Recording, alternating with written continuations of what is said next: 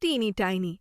There was a tiny village. In that teeny tiny village, there was teeny tiny house. In that teeny tiny house, a teeny tiny woman lived.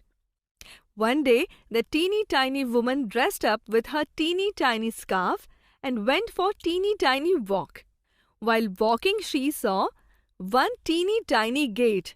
She opened that gate and went into a teeny tiny churchyard. In that teeny tiny churchyard, the teeny tiny woman saw a teeny tiny bone on the teeny tiny grave. Then the teeny tiny woman thought this teeny tiny bone will make her some teeny tiny soup for her teeny tiny supper. Supper means the last meal of the day. So she put that teeny tiny bone in her teeny tiny pocket. She came back to her teeny tiny house. She kept that teeny tiny bone in her teeny tiny cupboard. Teeny tiny woman got tired and she slept on her teeny tiny bed.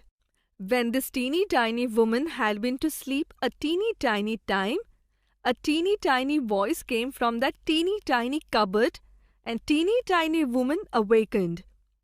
The teeny tiny voice said, "Give me my bone."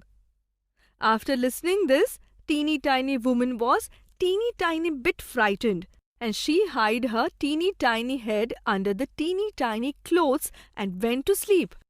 After some time, when teeny tiny woman went to sleep, again that teeny tiny voice came. It said, "Give me my bone." Again teeny tiny woman was frightened and teeny tiny woman ignored that voice and slept. This happened one more time. Then again the teeny tiny voice came from teeny tiny cupboard. Now the teeny tiny woman was more frightened and said in her loudest teeny tiny voice that "Take it." So students,